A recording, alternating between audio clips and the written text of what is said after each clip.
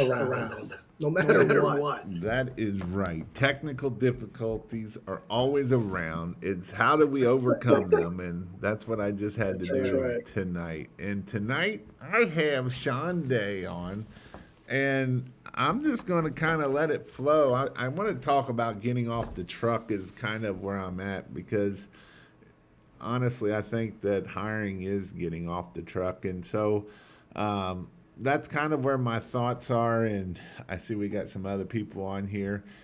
Sorry it took me a minute or two or three to get on here. So tonight, before I get started, though, I just wanted to hit on some things. We'll be talking about service business, Christmas lights, and pressure washing. I sent it out and everything. But my biggest thing is we do have a training coming up. It is going to be at here. It's going to be landscape lighting. Michael Zuzak and myself are going to do permanent lights and that. So it's in February. If you want more information about it, christmaslights.io/training. Now, with that, it's been an awesome weekend. And I'm excited. This is getting to the time of year that is getting excited. People, you might think it's middle of January, but before we know it, it will be March and April, and it'll be time here. So this is the time to do what we're going to be talking about. But before we do that, Sean, I just want to know, just tell me, just so people know who you are. Tell us, who are you a little bit? And I actually didn't know who you was until this last time you came to my place here, and I learned a lot more about you. But just tell people who you are, what you've done, and that kind of stuff. Where you're from. Sure. So I've been around for a while, getting long in the tooth there. I was been self-employed for almost 35 years. I had a mortgage company for about 10 years. Had a cleaning company for just under 20 years, and I sold it in 2015. And the company and the investors that bought it from me back then, and I started buying some other cleaning services. And we I think had about 11 home service businesses in about 6 different states at that time. We just were getting close to 100 employees, and I told the guys, I said, listen, man, we've got to learn this recruiting thing. We didn't know what we were doing, especially with that much going on, and so they looked at me and said, man, is that a good idea? Why don't you figure that out? So I did. It took me, Jason, a long year and a half to put together something for our home service businesses. And I did it by calling a lot of people smarter than me that have been recruiting in business for, decades more than I had been. And I learned a lot about that. I just did a lot of homework, man. And it literally took me about a year and a half to put together until I thought it was, world class for us to use. And so we never, it worked great. And what had happened was we were at I think it was IWCA, the window cleaning convention, and I think it was Josh Taylor was sitting there, and we were just having maybe a beer or dinner or something in Plata and a couple people. And hey, man, how you guys recruiting? And I said, well, we put this thing together. It's working great, man. And do you think you can help me? I don't know. We don't do this for other companies. We never envisioned on recruiting for other companies at that time. Long story short, I helped him get like 3 or 4 window cleaners in a couple weeks. He was just off the charts, happy with what I did, and he literally was begging me to bill him for what I did. And I said, we don't do this for anybody else. I don't know what to bill. So our first invoice was for a case of beer, because that's the only thing I knew at that time that I knew I could get paid on that one day or another. So that's really how we got into it. And I'll tell you, the recruiting game took off in about 2017-ish, took off enough where we're like, why are we holding on to the home service businesses right now? So we tried to get some operators to take care of it, and we just weren't paying attention to it. And I think we could have probably been pretty successful if we held on to them, but we were just focused on something else, and it organically happened. And the next thing I know, literally, Josh Latimer partnered up with us to have a webinar, and we sold something crazy. It was like 48 clients signed up from that webinar with recruiting. Debbie Sardone the next month in the residential home cleaning space, same thing, another about 50 people. So we had 100 clients in like 2 months. We were just holding on to the reins as much as we could back then, and we couldn't do it all. So we decided, what are we going to do? The recruiting thing or keep on these home services. So we sold off most of the home service businesses. So I want to go back because you just like, yeah, I had a home service business of doing the maid service, but how many people did you have when you had it by yourself? How big did you have it at that point? Because a lot of times people don't realize of you actually had a pretty large business, and so because you don't you kind of just skip over that. So I want to dig into that a little bit. Sure.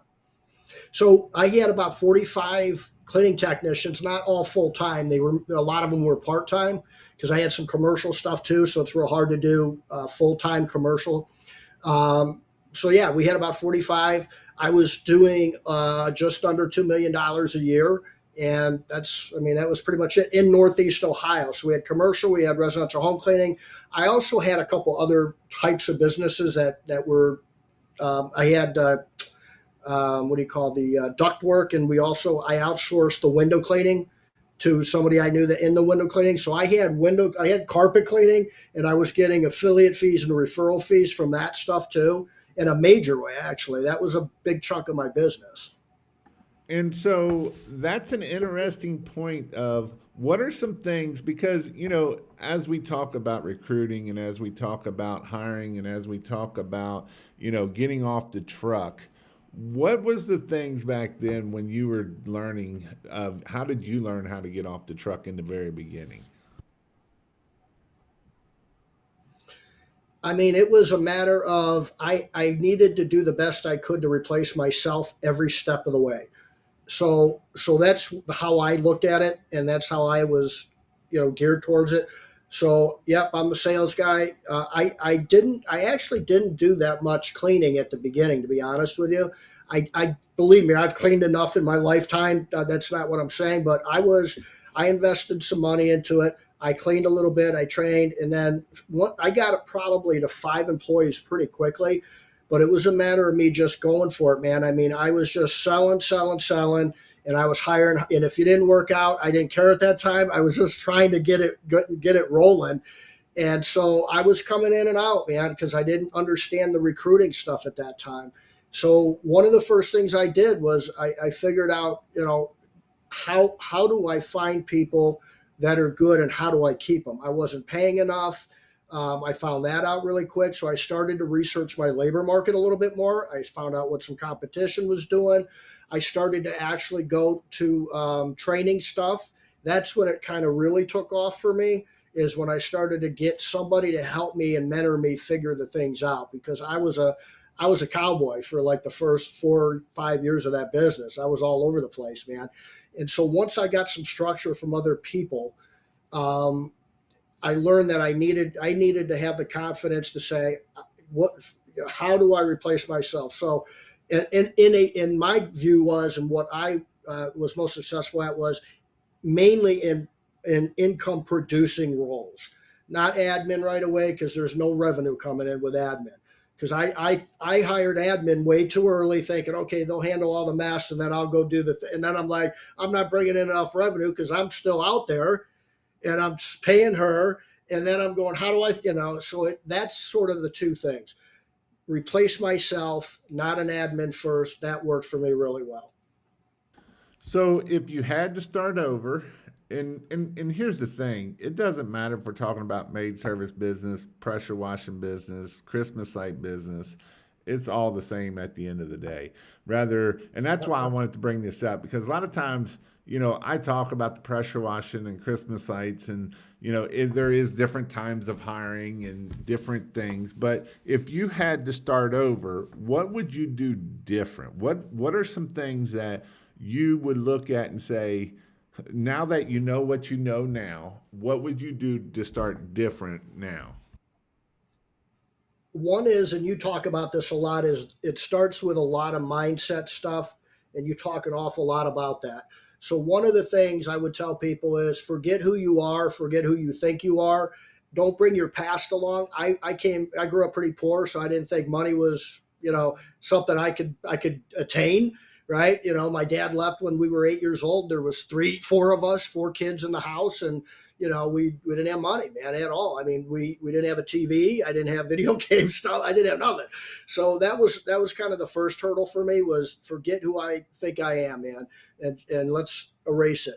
And I did that. And then the other thing was the things that you hear the big boys doing, do as soon as you can. As far as, I never, thought a vision statement, that's too corporate for me. Core values, that's too corporate for me. I don't want to be corporate. To this day, I'm not corporate.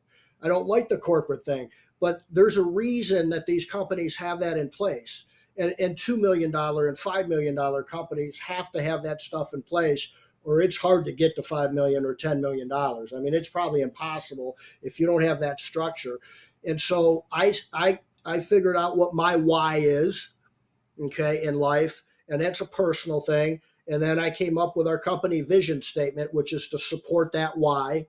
And then how do you figure out the vision statement? What do we do with it? Well, the core values in my mind is the next thing, because those core values to me are attitudes and all that stuff, and the way we're supposed to behave, that supports the vision. And then culture, all those sort of things are things I would have put in place and really thought a lot about, because if you don't, what are we leading people towards? What are we doing? What do you even need leadership for if we don't even know what the big picture is in all of this? And a lot of people just don't even look at that, don't think about it, don't do anything, right? And that's the foundation. And then when you build on a crappy foundation, then that's the problem of why things fall apart, and why we can't hire the right people, because we don't even know who the right people we're looking for. So how we think that a warm body is the right person, and that's not necessarily the right person, because if they don't have the same core values or believe the same thing you do, then how can we be going in the same way? And that's a great point that you brought in there. And I love that point of it. And so that's interesting, because I wanted to bring up your past a little bit, because I feel like a lot of times people don't know why you are so passionate about recruiting. And I guarantee you, having 50 employees, I'm surprised you got any hair left at all, without figuring some of this out. And I know you figure it out as you go, but still, it's a lot of work to get this figured out. And so it's a neat thing to see that you've been able to do that. And one of the things too, even I'm going to bring in some marketing, because you always say recruitment is the same thing as marketing, just switch the word out, and it's basically the same thing. And I like the way that you brought in the part that of, you were able to find affiliates through other things, not just that. And I've been pushing that a bunch this year, is network marketing is a huge thing. I believe network marketing can be amazing for you and your business. So that's an amazing thing. So let's move on a little bit more. So getting off the truck, you've helped hundreds of people get off the truck, as you've helped people get recruitment. And so what are some things that we need to look for pitfalls? Like, what are things that could be a pitfall that we need to make sure we don't hit into that pitfall? I'll go back and when I go around and I speak at different things and your training and that sort of thing. Jason, one of the biggest things I always go back to, I don't care, it's not in the weeds, it's a higher level thing, but it's ego. I see ego destroying your relationships especially with employees. And I'm not talking ego like, me, big me. It's just you've been burnt so many times by employees, or these no-shows are killing me. They never show up to their interview and all that stuff. And then that creates a fear. And there's really nothing more paralyzing in scaling a business than fear. I mean, that's really probably one of the top 2 or 3 hurdles you need to go, cross or jump over. So I would say the ego. And again, I go back and I say, forget what you think with all that stuff. You just don't have a system in place, or your mindset's not right. So I'll give you an example. I'll get in the weeds with that a little bit. The no-show thing. We had a client one time that We hired, I want to say, like 6 or 7 techs. That'll jumpstart your business a little bit at about 150 grand per rep in revenue, right? The only thing we heard out of that client's mouth is the no shows to interviews. And our account manager is really struggling with this client. Nikki's calling me up, Sean, I don't even know what to say anymore. This has been going on for months. We helped this person get to over $1 million quickly in like 7 or 8 months because of, in a small part because of our hiring and our recruiting for her. And all she did was talk about the note. I said, well, give me some numbers. Give me this data, man. So I said, okay, you've got like 12 no-shows for every uh, outstanding employee that you have still got with you producing revenue for you. Let's go after, I say, let's triple the no-shows. Let's triple those no-shows, man. And then we'll get 3 really outstanding, mindset. What are you focused on the no-show as? Those are, you've got employees making dough for you. Forget about that. And the other thing was, I said, you want no more no shows? Do group interviewing. Invite 10 people and 2 or 3 will show up every single time. But no, I don't know what I'm talking about. So she didn't do that either.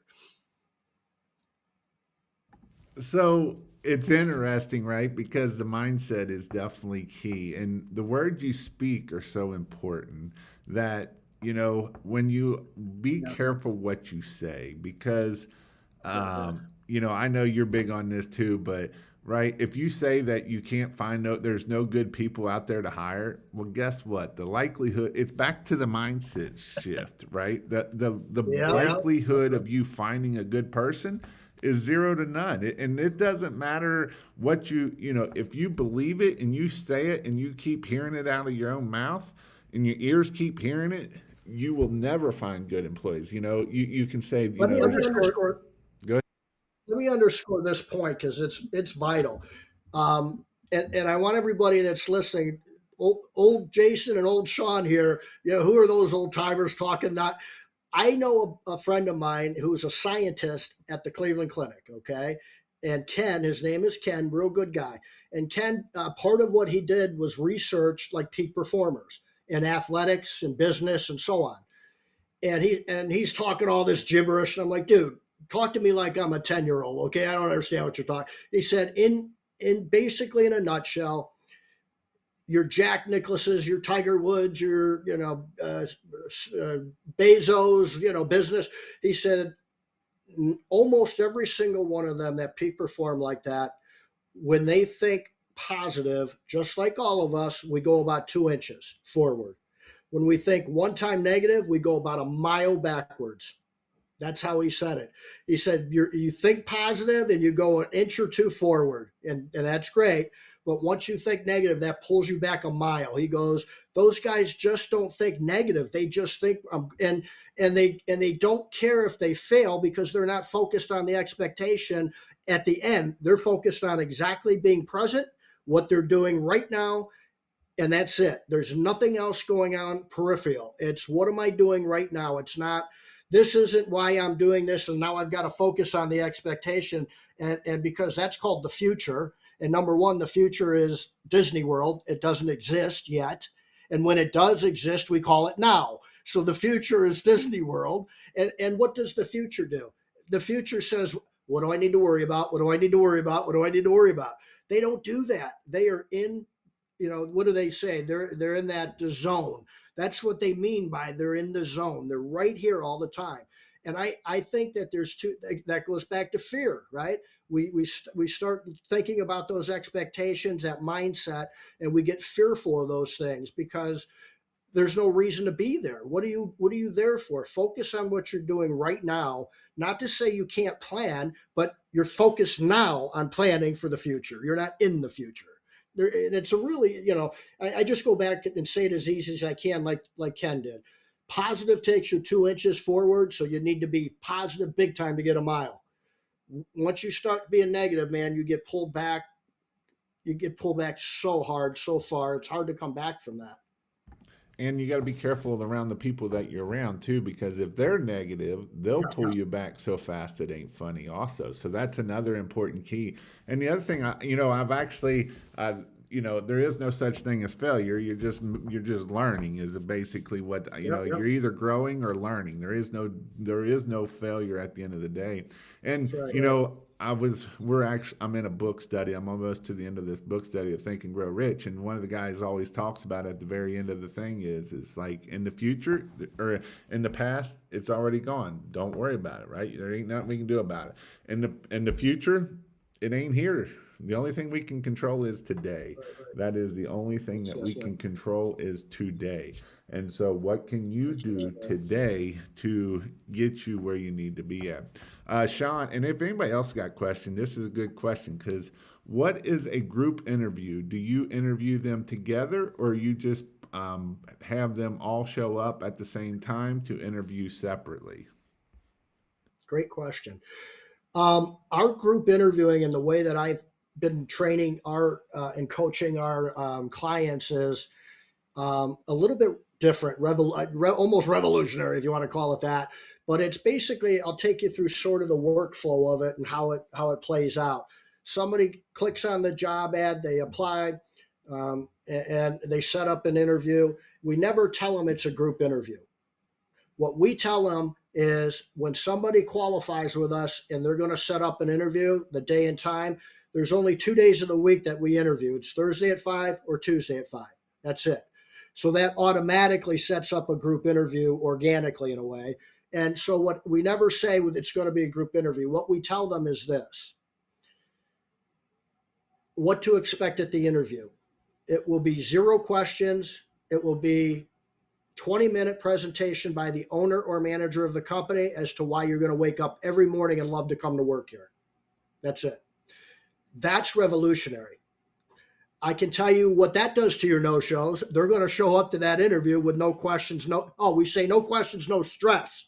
It's a 20-minute presentation, blah, blah, blah, blah, blah. We never tell them it's a group interview. Now, I'll take you into the group interview very quickly. So we might have 10 people say they're going to show up. And you'll probably get between maybe 25 to 40% of those people that show up. So out of the 10, we'll have 2 to 5 show up, and I'll take that every day of the week. I've not ever had a client tell me that they got a no-show, that nobody showed up to a group interview. That eliminates, not reduces, it eliminates no-shows, okay? So what do you do with all these people? Exactly what I said. Now, I want you to, we go back to that mindset. I want you to picture this as though let's say a homeowner association president called you up and said, hey, my name's Sean. I'm a president of the homeowners association in your area. And I've got, I don't know, maybe 25 or 50 houses that they're just basically going to tell, what I tell them to do, they'll do. I'm looking for a pressure washing company to wash them all. Okay. That's the mindset you have to have when they come into your door, because that's the biggest sale of your life. Not closing a sale, but actually hiring an employee that produces 150 grand to 200 grand a year for you. That's the big sale. So what are you going to do when that homeowners association president calls you?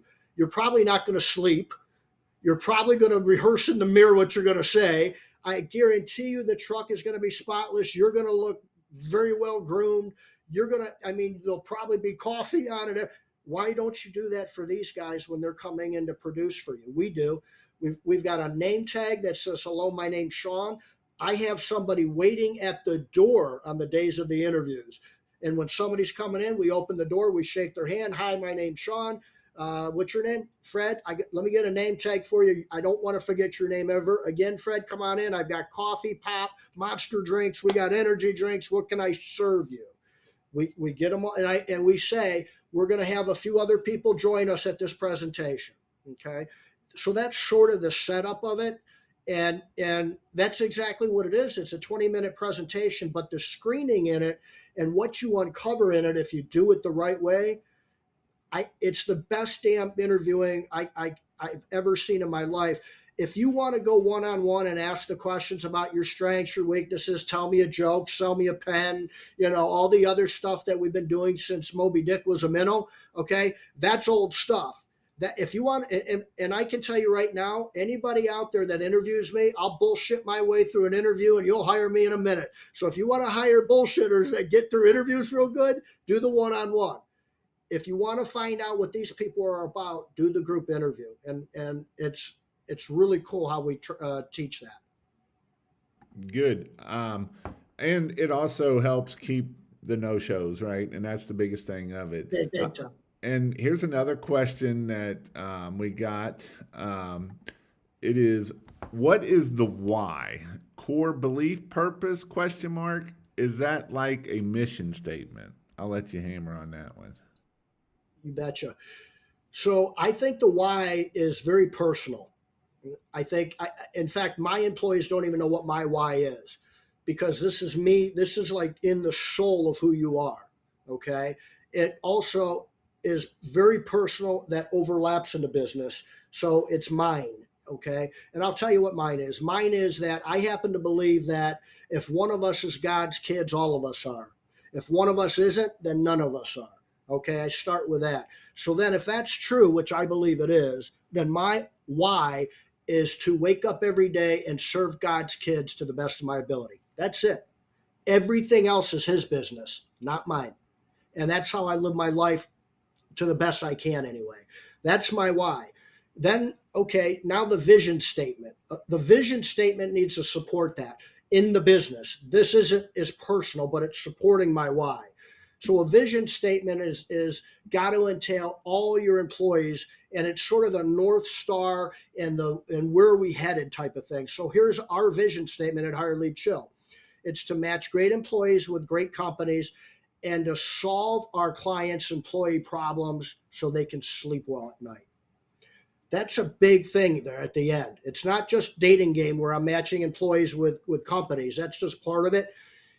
It's all about how can we service our clients. And so when I talk about that vision statement, I've got to ingrain it into my team so they know how valuable they are and how much they are needed in order for that to happen. And so what I tell them, and I don't tell them enough, but I tell them that, and you've got to figure this out in your business with your employees.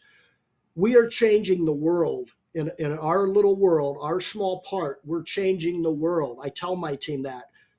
What are you talking about? Well, let's see.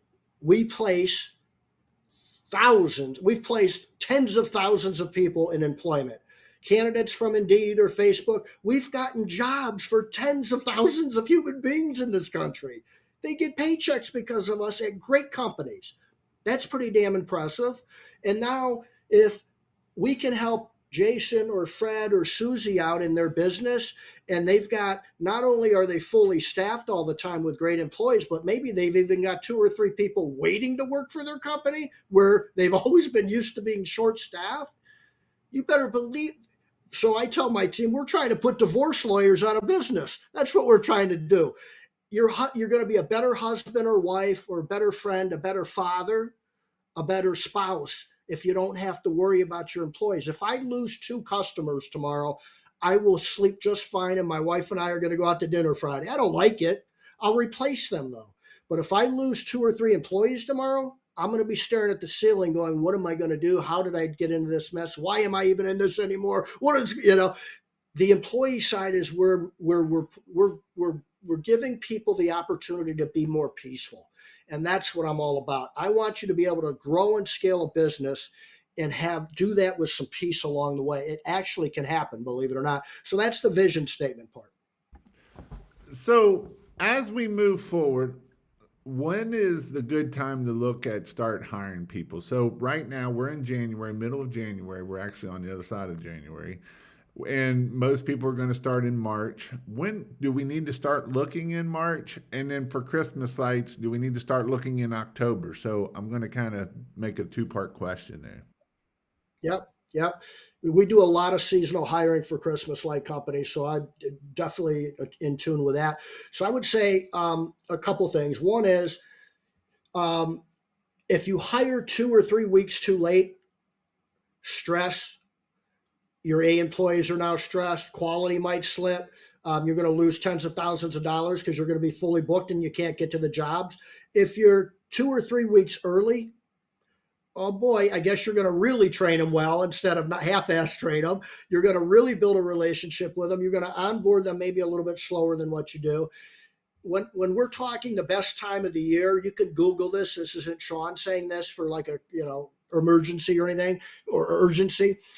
January is the best month. There's like a 40% increase in application flow in January for most businesses, not or industries, not just ours. The reason behind that is a couple things. Number one is Christmas bills start pouring in with the credit card stuff after Christmas. There's this thing we do January 1st, all of us, and that is we're going to lose weight. We're going to eat better. I'm going to be a better this. I'm going to the gym. I'm going to get a better job. I'm going to finally get a better career. My finances are going to be in order. So I'm looking for a better job in January. Now, this is critically important. The other thing you've got to consider in January is A-type employees are going to be searching for their job in the spring in January because of the reasons I've said. But the A employees are the ones that we want to hire. What sort of traits do they have, your A employees? Maybe they're a little bit more proactive. Maybe they take initiative. Maybe they're going to stand up and plan ahead a little bit and have some fortitude and thoughtfulness. That's all good traits in employees. So A-type employees are looking in January. Your C employees are still on the couch watching Netflix and eating potato chips, and they're going to wait till the last minute to go looking for a job. So supply in January for A employees is really high. I'm going to stop you right there real quick. I want to ask you a question because I know people, most people know, but what do you mean by an A-type employee versus a C-type employee? Your A employee is whatever you've ever had that was your best employee and that you want to duplicate. That's your best employee. That's the one that you don't worry about. That's the one that doesn't call you and text you and say, hey, the truck needs gas. What do I do? I mean, they know how to put gas in a truck. You don't have to babysit them. And, that's the type of employee, a highly productive one. That's somebody that is producing revenue very efficiently, and they're not stopping at the gas station all the time. They're not on their cell phone. Just an A really highly productive employee that's adhering to your culture, that's on time, if not early. They're taking care of your equipment. A type of employees. Your C employees are, I hope he shows up on time today because it's pissing me off. You're worried about him. He's taking up your brain space, your energy. That's your C employee. Good. I didn't mean to get you off a track here, but I know sometimes people. I want to make sure people understand what you're meaning by when you say A-type person versus a C-type person. There isn't it's not no acronym. It's just ABCs, and basically A is your best, and C's are just getting by, and F is your flunkies that don't show up. So that's what he means by that when he goes in there. So we want to hire in October or January. I'm sorry. We want to start looking in January because that's when people are starting to look at. What about what are some things that will help us make sure that we actually, I'm going to go with this other question here because he actually asked a pretty good question here. When the group interviews, what are the first behaviors that immediately separate hires from non-hires before skills even matter? So that's a great question. Yeah. Number one, I would hire on great attitudes and behaviors over skills any day of the week. If you've got a really good attitude and you've got really good behaviors like an A employee, like we just outlined the traits of an A employee, I can train that person to be a great cleaning technician all day long. So behaviors and attitudes over skills all day long. Now, in the group interview, what you're going to find is, and I'll try to lay this out without taking too much time, they're all sitting down, and it is literally a presentation slideshow. That's what we do. We always start out by telling them, and people like stories, and you got to be passionate about your business. But the first thing I always recommend is tell them your story. That is how you started the company. I've been doing this for over 30 years. I have not heard one boring story on how somebody started their business. Okay. So how you started, what was that like when you started your business? Because that buys in a little bit of identity and truth into who you are, because you probably worked your butt off when you started it. You're probably working your butt off now, but certainly when you started it, so they can relate. You're not some corporate big shot, them versus us type of thing. You're building some sort of relationship there. So how we started, This is where the company is today. The business is here today. This is why you're here. And this is where it's going to be, hopefully, in 3 to 5 years. This is what we're trying to do. You can make that exciting. One of you in here is going to be opening up a new location, hopefully, for us in 5 years. One of you is going to be opening up our landscape lighting business or training or something. That's where we want you to be in 3 to 5 years. And so that starts that. And then the very next thing I go into is culture and core values. And when we say that, and I'll just spill it out with us, our culture is that we're plow horses, not show horses. Plow horses, not show horses. When you're talking culture, when you're talking core values, it has, and I tell them this in the present, I don't do it anymore, but when I used to do it, I used to say, you're not a plow horse for me. Not for me, not even for our clients. It's you are a plow horse for each other. Our employees, if you come to work and you you and the wife were having an argument, you had to sleep on the couch, you woke up tired, you weren't going to come to work, but darn it, you came to work, you knew you should be at work.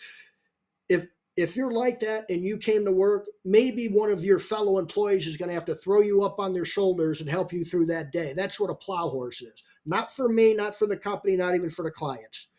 Okay, so our acronym for our core values is PLOW.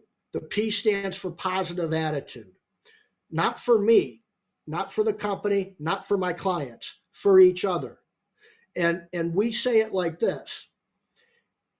When I talk about my core values, I talk about it as though it's the constitution of our business, because it is. And so when we talk about positive, I'm not saying go out and get them, team, yay, team, yay. It is a moral obligation that you are positive at all times, even when life's tough. When life's tough, the plow horse thing comes in, we'll take care of you. We'll pick you up. We'll make sure you get through the day because we're a team here. If you think you have the right to come here and be negative and bitch about your truck, your spouse, your kids, politics, whatever it is, that's immoral. Who has the right to come in and ruin somebody's day? That is immoral. It is. So our core values basically are the constitution that we all have to adhere to. If you step outside of that, you are volunteering that you're no longer interested in working here. Not me. You do whatever you want to do. This is not a disciplinary thing. This is a structure that we've got to have. And if we do this, we're going to wake up every morning and love to come to work. And that's what I want for everybody in this room. Now, what you're going to see is as you're presenting that part is people are going to be on their phone a little bit, looking out the window. There's always a couple that are up, smiling, raise their hand, asking questions. And I also include this. If you are not already this person, I'm not asking you to be this or change. If you are already not the culture and the core values, that human being, do not take the job. Even if we offer it to you, do not accept it because it will not work. Do not work here if you are not going to, if you don't love what I just said, you cannot work here. Literally, that's what we tell them. There's nothing more important than matching the Constitution and the core values with those human. And then what happens is peace. I don't have to get emotional when somebody doesn't show up to work. Hey, Fred, come on in here for a minute, buddy. I just need to bring out the core values again here. You see anywhere reliability? Here's one of them here.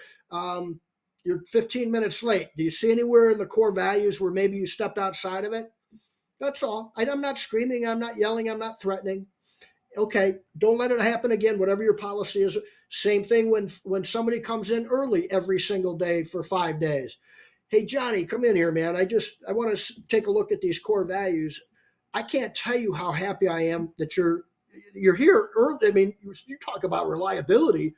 Where's your favorite restaurant again? Because I'm going out and getting a $100 gift card for you and your wife. I can't.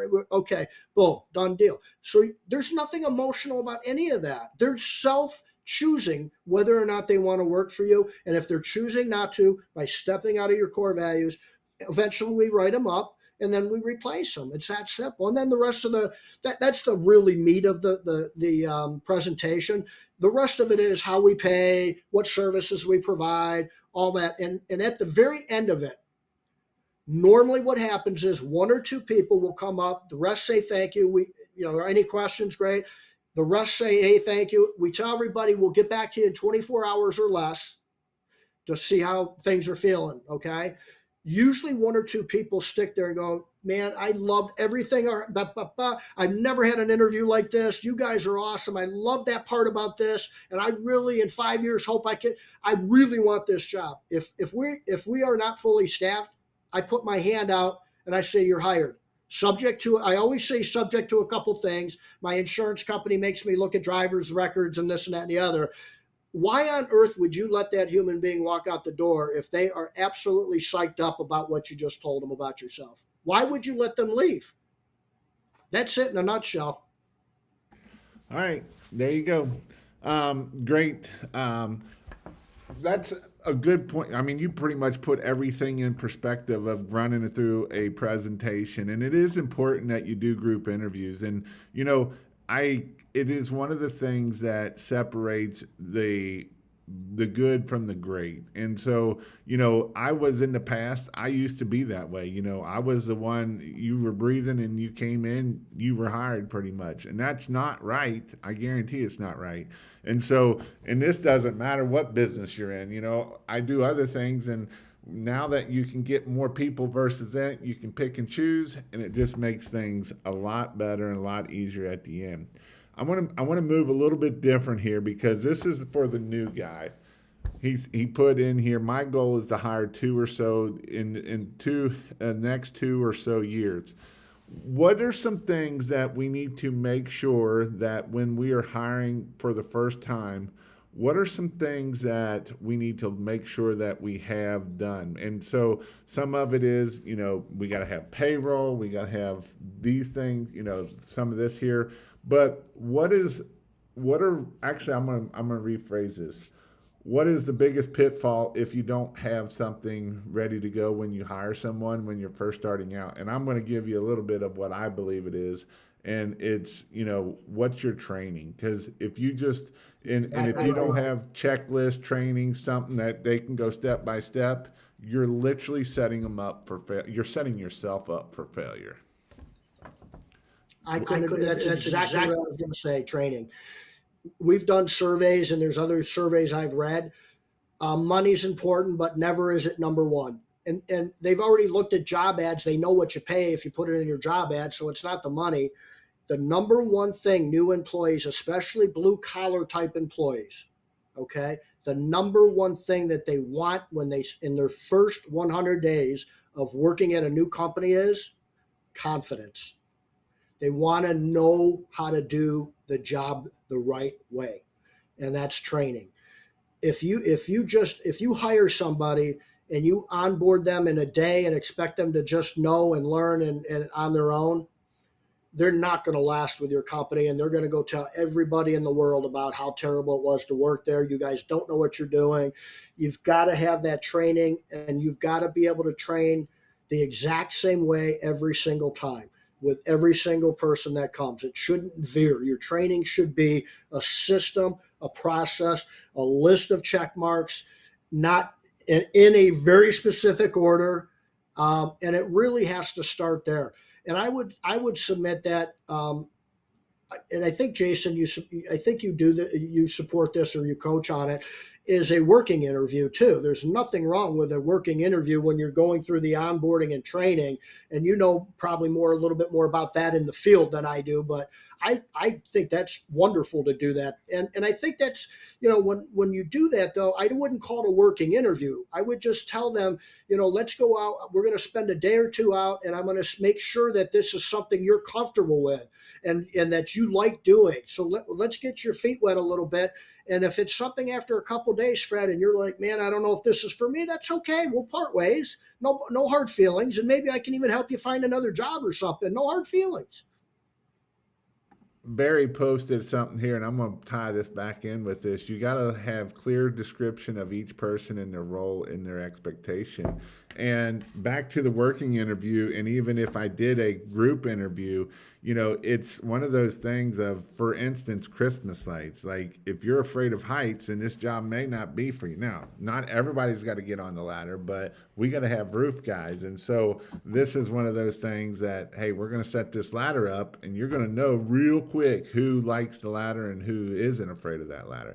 But if you didn't put them clear expectations in there, and you didn't mark out that, hey, we're using ladders and we're getting on roofs, and you might not want to put that part, but we're using ladders and you can't be afraid of heights. And, because if we don't set the expectation of what it needs to happen, then you're setting yourself up for failure at that point. And so that's a very important thing. Checklists are super important. You think the checklists are not, but literally airplane pilots, they fly every day, 5 days a week, 3, 4, 5 flights a day, and they follow a checklist every time. They've been doing it for 50 years, 30 years, and they follow that checklist every time. Even when they're going down, they follow the checklist every time. And so this is something that you just got to follow the checklist, because if you don't follow a checklist as the business owner, especially when you're just starting to train them, then they're not going to follow it because you're not following it. So when you say you did a 5 around, did you go do a 5 around, or are you like, oh, I've got 3 more jobs, I ain't got time for that, right? And so they're going to do the same thing on every job because they ain't never got time for it. And so that's a big part of why it's so important that we do checklist and we make sure.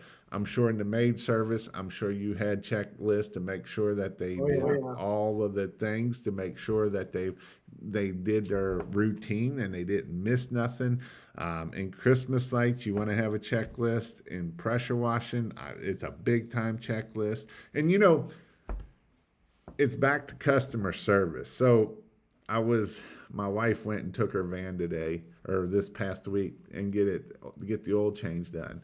And they literally be like, hey, I'm Jason, I'm the technician that's working on your car. And they did a video, and then they walked around and said, here, look at the brakes. You probably got 2 or 3 more services. Look at this suspension. I'm not seeing anything. And then at the end of it, he sent another video saying, everything looks good. I changed all this. I did all this. How valuable is that? Because that is going above and beyond everybody else. And I promise you, people are going to remember that. They're going to be, I'm literally talking about this because it happened to my wife this week. And so that's the importance of how do we separate us from our, this is how we separate it. Well, that takes time. Okay, it takes what? An extra 3 to 5 minutes to do it, and you can put it together, and it's amazing. And next thing you know, they're raving on you because you are doing above and beyond everything else. That's what I'm talking about, right? That's what I'm talking about is how do we do that? And when you take care of your employees and you have that checklist and they follow it and you give them bonuses because they're following it, it just works out better in the end for us every time that we do that. Jeremy Olson put amazing examples of leadership and company culture, right? Best tools for Christmas light and pressure washing business is great employees. If you're in a home service business, if you own a home service business, you actually own a recruiting company. You just happen to be doing pressure washing, or you just happen to hang Christmas lights. That's the facts. I mean, we don't sell widgets, so it's not like you're handing somebody a widget or a car or a product, and that's what they have. The only thing you're offering is a human being. That's the face of your business. That's how you execute. That's how you get revenue.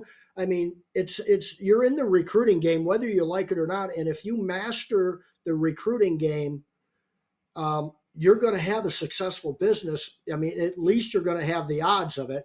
And, sales, nobody can discount sales and how important that is. But to me, and remember, I'm super employee focused because I'm in the recruiting game and the employee side of it. But sales is sort of like the opportunity. That's just the opportunity. Nothing, that's and great. You need that. But what the execution of business is that employee side that goes out and takes care of that opportunity. Sales is an opportunity, and your capacity or in the employee side is where the execution of that happens. You've got to make sure that you've got that down. I mean, I don't know of anybody that started a home service business because they loved recruiting. I know almost all of them that I know started it because they like sales. They like to talk about revenue. They love to talk about how many trucks they're going to have on the road and that side of the business. Nobody talks about the other side and brags about how great their culture is and how the retention of employees is phenomenal. I've got people knocking down my door to work for me. If you're that guy saying those things, you're going to be a millionaire one day. I guarantee that. I guarantee it. David Hamill put, we only hire salespeople through video application, asking candidates to share who they are and why they would be great fit for All Washed Up. This approach has worked extremely well. What Thomas put, this is a good question here. I like this question here. Thomas has got some really good questions tonight. Everybody's got good questions, but well, it just moved up. What specific behavior separates people who scale past 100, 150 and others who don't? And I'm going to let you answer first. Actually, you know what? I'm going to answer first, and then I'll let you put your 2 cents. And I'm going to say you can get to 250 with a one-man band. You can get to 250, 300,000 working by yourself, maybe a helper, and that's it. My thing is what gets you past that is, first off, changing your mindset, believing in yourself. And some of that is getting you a coach or getting you someone that will help you and will help figure out the things that are kind of holding you back. And, they're not doing stuff for you. They're just kind of leading the way. And the reason why I say that, like, I look at people that, Pink Pro Wash. They're at 1.1, right? I've got Daniel. He's at 1.2. I've got people Clash. He's at 500. Like, and these people that I'm talking about, I've coached, and it's how I've helped them be able to get there. I've got a guy that's Christian. He's going to hit 500,000 this year within just 3 years. And so it's like, but the biggest thing is you got to change the way you start thinking and believing. You got to be around the right people. You got to be willing to be coached, because if you're not willing to be coached, it's not going to happen. I mean, I know Sean talked about him getting coached in the beginning. I know I've gotten coached, and that's how I've gotten to where I'm at. And it's one of those things that a lot of people are going to bash on that and whatever. But it's one of those things that you only know what you know, and you kind of got blinders on, and you're worrying about recruitment, you're worrying about marketing, you're worrying about sales, and you're worrying about all this stuff, and you're not really seeing what the big picture is. You don't know what your why is. You don't know. And when a coach comes in, they're going to tell you ask you what your why is, and you're going to be like, what does that have to do with my business? And it's like, if you don't know your why, you got these blinders on, and you're like, I can't see nothing else. And so it's important that as we grow and as you grow, that you get around other people that are successful. And I don't care if you're coached or not, but get around people that are successful. I used to go to the BBB, and that's kind of where I met Sean a bunch. That's where I got to learn about Sean a lot. Like, I was literally paying $3,000 a year to go to get coached and be around other successful people and do that kind of stuff. And so that's the key that I see that help people really succeed versus the ones that don't succeed. And it's one of those things that it's really changing your mindset. And because here's the thing, right? I said you can get to 250 without you being on the truck. You getting off the truck is the first step of you getting past 250. And it's one of the hardest steps to do when you've been on the truck for a long time or that, because like I've had 3 guys get off the truck this year that I've been coaching, and they're walking around like a zombie. They don't know what to do, right? Because they've been washing, and they're like, what am I supposed to do, right? I don't know what I'm supposed to do, because they've just been washing on the truck the whole time. So that's my opinion on it, and I'll let you give your thoughts on it. Yep. I tend to hear the word mindset a lot. And so I want to touch on it a little bit because I'm a big believer that action over mindset. Because if you've got a really good positive attitude, which might be a little bit different than mindset, but it's kind of the same. If I've got a really good positive attitude and I go rah rah rah, I'm ready, and I don't do anything, I don't take any action, nothing happens.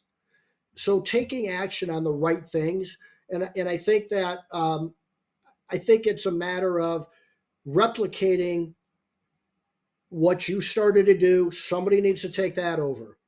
Write your right. One of the best things you can do is write your job description as the CEO of the company, as the owner of the company. Write your job description. What is your job description? What are your accountabilities? What are your if I can't think of an owner that shouldn't be a good leader. What are you doing to be a good leader?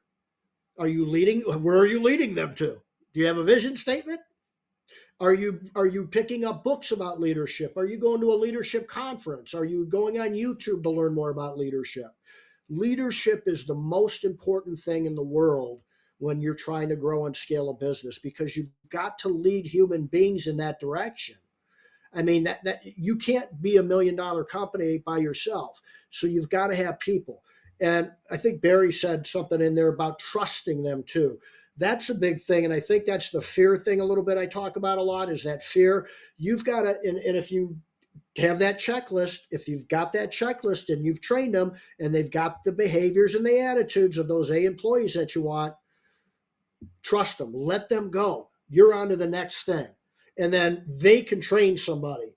Then you're on to the next thing. And that's how you kind of step it up. The other thing I would say is um, don't be afraid, especially early in the game, don't be afraid to outsource some things, whether that's your bookkeeping. Of course, I'm a recruiter, so outsource to me would be great, but outsource some of those things that, and I highly recommend outsourcing your bookkeeping because if you don't know I didn't know my numbers at all.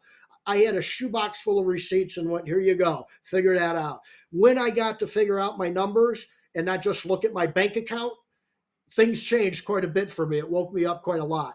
So know your numbers. And again, how many guys out here that we talk to and that are watching this got into business because they love doing bookkeeping? Zero of us. Zero. Outsource that stuff out. We don't understand it. We don't want to do it, but it's one of the most important things. If you don't know your numbers, you don't know where you're headed, right? So those are some of the things. Outsource, but you're the leader of that company. You've got to have leadership skills. And part of that, when I talk about your why, the vision statement, the core values and culture, you could put an equal sign after that stuff and you could put the word leadership after that. If you have all of those things tightened up, you've just become a 50% to 100% better leader for your company. And let that structure and those systems, that's a good example of systems that we always talk about. We always use the word systems, processes, your why, your vision statement, core values, and culture. Wrap that up tightly, and that's the huge process right there. And you'll be a great leader for doing that. And then you'll start to see culture in your business will almost take on a life of its own a little bit. But you've got to make sure you've got that leadership and all that stuff. And then trust your employees. You've trained them, let them do their work, and just core values. Whoever's doing them, put more money and power into that. Whoever isn't doing it, get the hell rid of them as quick as you can. So Brandon put, I'm around 250 range by myself with part-time help. And I'm going to pick on Brandon a little bit. Brandon tried to defy gravity and it didn't work out very well for him. And so he fell this year and he actually started walking the other day. I posted it in the group because I've been kind of following his wife's been posting a bunch about it. Yeah. And so that is one reason why you should be hiring too and growing a business. because if something happens to you, can your business still run? Can it still have money coming in? Because it's important that we look at that, and you know, it's important that we see that, because he's just started walking today, which he had fallen almost a month ago. And so it's important that we look at this and say, what do we need to do to make sure that if something happens to me, is my family going to be taken care of? You know, do you have life insurance on you to take care of your family? Can the business run without you? Or could your wife figure out a way to keep it running so that they can keep supporting your kids and children? And so this is one of the things that is a big thing. And he put, I'm tired of being in the field. And so, yes, you can be very profitable at $250,000 for the truck at that point with one man band, because you're not paying a whole lot out. But there comes a point that we got to be careful of where we need to be at. And so that is definitely something that I would say for that. How much are you paying your guys, paying yourself, and leaving in the bank account? And I'm going to tell you a book That's a that great question. the book I would tell you to read is Profit First. Profit First is a great book, and follow that book. Like, yes, I know some people don't like it, or some accountants don't like it, or whatnot, but it's a good foundation. You know, Yeah, you don't have to keep everything that it says, but man, it makes it worth a lot more in the end. And so that is something that I would highly recommend 100%, for sure. And I'm going to answer one more question up here. And I know this isn't nothing to do with this, but this is something I'm going to hit on. Would you give a 40 to 50% off pressure washing to gain customers in the first year? And I'd say, hell no. Don't go in cheap, just go at it. I actually was talking to a guy in Christmas lights this year. He's in North Dakota, and he is in an area where it's cheap. Like, there's a guy that's his competitors that's got 300 clients, and they do it at $3-4 a foot. So he was at $3-4 a foot. And when I talked to him, I'm like, you need to be at $8 a foot. This was back in the fall. And so he finally went to $6 a foot. I'm like, great, good job. Now let's go to $8 a foot. And so he told me, and he's a young kid. He's only 23 years old. So the year before he did $22,000. This year he did over $80,000 by raising his prices and doing a lot less work. And that's how he was able to do it. He took his average ticket from the old people of $500 to over $1,600 was his average ticket on all his new clients. And so that's why we don't start out cheap, because then we just got a job, and it's just a matter of, then we can't pay for marketing. We can't do any of that kind of stuff. JC, So real quick, go ahead. on that note, that goes back to that, you need to do the things that the $1 million, $2 million, $5 million companies do, and that's one of them. Why? Just because you're starting out, don't discount how important you are and what your service does for people emotionally. There, when I look at things that I'm buying online or on Amazon or something like that, I like cheap, but I sure as hell don't want. I like inexpensive, but I don't like cheap. I do not like cheap stuff. I like things that are going to hold up. And those are the things. The value is what you're selling. So I think even at the beginning, as frustrating as it can be, that's one of them. And then the other thing with that too is, if you're eventually going to pay employees, you better damn well be selling top dollar stuff. And you better, if you've got the training you're supposed to have, you better be able to afford to pay them top dollar stuff, not like everybody else down the road. So that's another part of it. And a lot of us pay percentage of some sort to our technicians now, or per foot, based on per foot and their production. What's the best way to give more money to your employees is by making sure that you're getting paid right and your customers are paying what they're supposed to be paying. All right, Sean, I love getting on here with you. You're one of my favorites to get on and chat because you can talk, and I don't have to pull it out of you. But if you had a word of advice, what is one piece of word of advice you would give to people tonight? Wow, I'll give you two. I'll give you the secret to happiness and peace. Okay, it's very simple. Accept the world the way it is, and accept the people in it the way they are. Not how you think it should be, and not how you think they should be. Okay, when you accept things as they are, that's called reality. Okay, if you can accept reality, you're going to be much more peaceful going through your life. So that's a little bit of a life advice thing. Acceptance, okay? So that's one thing. The other piece of advice that I would give you is that um, focus on the solutions and not the problems. Wow, does that zap your energy when you focus on the problems, man? And that just drains you. You get burnout, your mindset's screwed up, and it's going to take you that mile backwards. Focus on solutions. That's what I would say.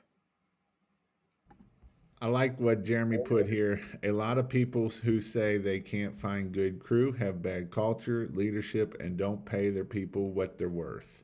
And that Yep. is true. So, um, if anybody wants to learn more about you or want to get in touch with you, I did put one link in there, but let everybody know if anybody wants to get in touch with you, how they can get a hold of you. Sure.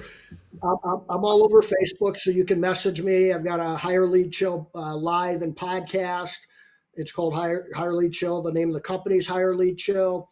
Um, so Facebook message or go to our website at hireleadchill.com. Uh, get a hold of my calendar on there somehow. And one thing, and Jason, probably you know this, I tell people all the time, if if I've got room on my calendar, book it. If you want to talk about fishing, recruiting, girls, I don't care. What movies, I don't care. If I got it on there and you need something from me, I'll help you in any way I can. If you want to see what we do and how I can find you good people, I'll show you that. And at the end of a demo, what I always tell people is, I'm going to just show you what we did when we had our home service companies and what hundreds of our clients do. If you want to steal it and try it on your own, I'll support that. I'm 100% for that. If you want to hire us, I'll do that too. So there's no, I'm not hard pressing anybody to do anything, but I just want you to know.